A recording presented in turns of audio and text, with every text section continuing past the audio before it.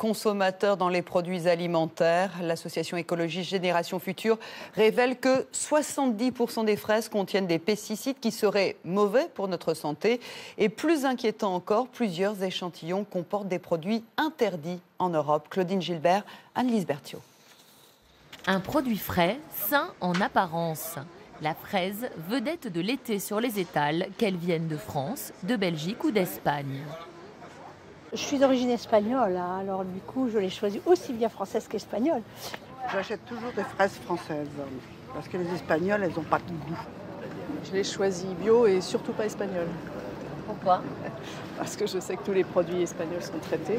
Une crainte justifiée, 92% des fraises seraient contaminées par des pesticides, 100% pour les fraises espagnoles. Un redoutable cocktail chimique, 225 résidus ont été découverts dans une cinquantaine d'échantillons seulement. Les producteurs vont finalement varier les molécules utilisées pour ne pas dépasser les limites maximales en résidus, donc les normes et être en conformité avec la réglementation. Et du fait, on a en effet une multiplicité de molécules. D'ailleurs, dans nos analyses, on a montré que sur une fraise, on pouvait trouver 12 molécules différentes dans la même fraise. Ces pesticides sont aussi en majorité des perturbateurs endocriniens. 65% des fraises françaises en contiennent, 78% des fraises espagnoles. Une menace surtout pour les femmes enceintes et les jeunes enfants, même à très faible dose. Car ces molécules qui perturbent le système hormonal augmentent notamment le risque de cancer, de troubles neurologiques et cognitifs, de diabète et d'obésité.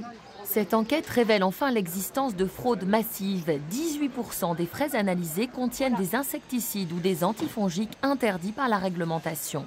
Seul le label bio interdit totalement l'utilisation de pesticides chimiques.